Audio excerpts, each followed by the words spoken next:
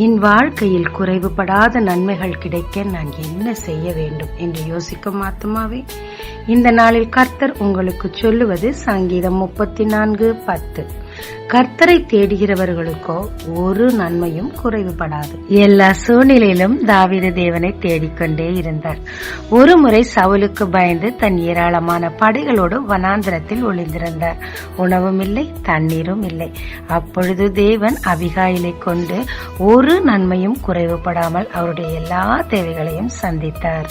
ஆமாங்க, கஷ்டமோ மகிழ்ச்சியோ எல்லா சூழ்நிலைகளிலும் நாம் தேவனை தேடும் போது அவரிடத்திலிருந்து வரும் நன்மை குறைவுபடாமல் நம் வாழ்க்கை முழுவதும் நம்மை பின்தொடருங்க. ஜெபிக்கலாமாங்க. தேவரீர், என்னுடைய ஏற்ற தாழ்வுகளிலும் துக்கம் மகிழ்ச்சியிலும் உம்மை முழுமனதாய் தேட உம்மிடத்திலிருந்து வரும் நன்மைகள் குறைவுபடாமல் பெற்றுக்கொள்ள கிருபை தாரும். இயேசு மூலம் பிதாவே, ஆமென். இயேசு கிறிஸ்துவின் நாமத்தில் இந்த நாளில் உங்களை ஆசீர்வதிக்கிறேன்.